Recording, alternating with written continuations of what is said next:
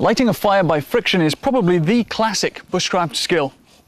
As well as being practically useful in an emergency situation if you don't have any matches, it's also a very good test of your ability to use a knife and to select the correct woods. I cut myself a slice of time when the wind blows, when the river meets the sea.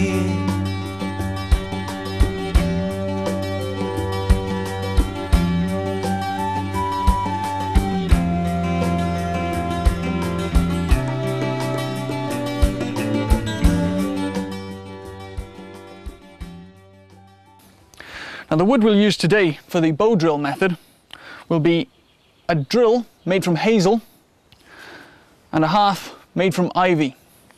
We're also going to use a bearing block. This is a piece of holly that's been split and then had a small depression carved in it using the tip of a knife. Now any wood will do for that.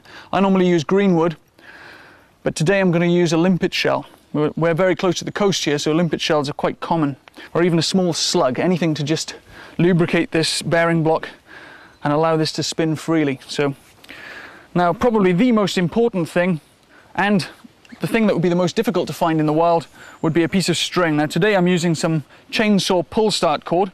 You could also use paracord, or if you're wearing a belt, you could possibly use a leather belt. Now getting into position, this is where it's really important to get your position right to begin with, because if you find your position's wrong, it'll be very uncomfortable and you probably will give up before you actually create a coal. So I'm just going to get started slowly. Now if you notice, my left arm is pulled tightly into my left leg. That gives it extra stability and extra strength, and it means I can hold the bearing block solidly and I can apply downward pressure without wibbling around. I'm just speeding up a little bit. You can probably see a small amount of smoke already. Okay, and that's the point we stop at. Now the reason we stop here is because there's one crucial ingredient missing from this, but the thing we're missing is a notch.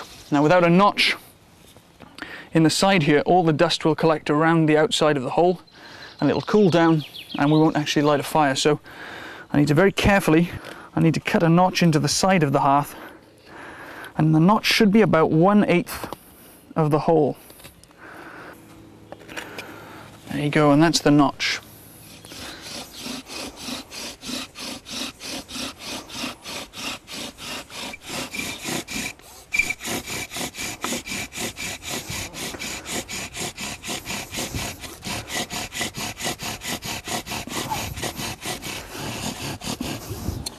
There we have a glowing coal.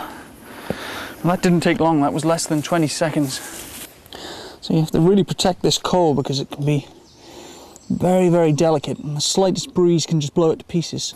So carefully put the coal into our bundle of tinder. It always helps to have the wind coming from behind you, and that helps to keep the oxygen flow running through the tinder bundle.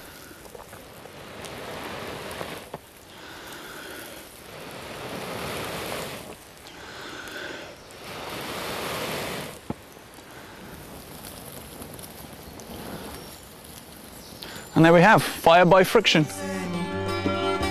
Cut myself a slice of time when the wind blows.